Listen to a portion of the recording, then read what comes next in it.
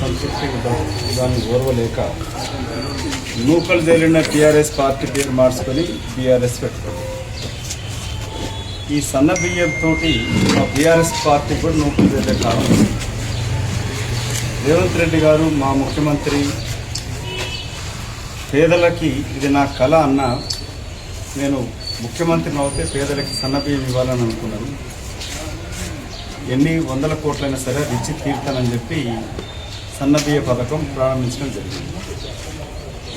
Mister Harish Rao గారు, ఇది చూడండి, ఇక్కడెక్కడ నూకలైనా కనబడుతున్నాయా? నూకలు బియ్యం ఎంత ఉండాలో అంతే ఉంటుంది.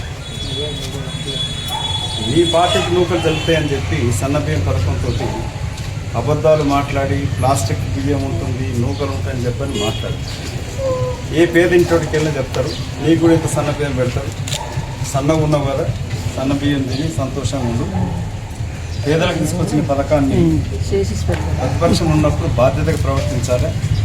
మంచి కార్యక్రమం చేస్తే సమర్థించండి. పిచ్చి పిచ్చి మాటలు మాట్లాడి విమర్శలు చేస్తే పేదలే జవాబు చెప్తారు.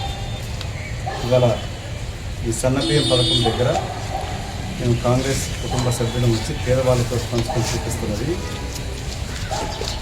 నిరుపేదలు ఎంత సంతోషంగా, లేబర్ క్లాస్ సంతోషంగా ఉన్నారు.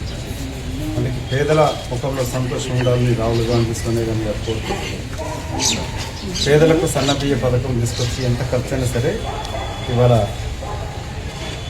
ఉత్తమ్ కుమార్ రెడ్డి గారు మాట్లాడి చెప్తా ఉంటే ఎన్ని వేల కోట్లు ఖర్చు అవుతుంది, 1350 కోట్ల రూపాయలు సన్నబియ్యం పథకం ఖర్చు. ఎంత ఖర్చు అయినా సరే కాంగ్రెస్ ప్రభుత్వం ఉన్నంత కాలం ప్రతి పేదవాడి కుటుంబానికి సన్నబియ్య పథకం అమలు అవుతుంది. అమలు చేసి తీరుతామని చెప్పి ముఖ్యమంత్రి రేవంత్ రెడ్డి గారు హామీ ఇస్తారు.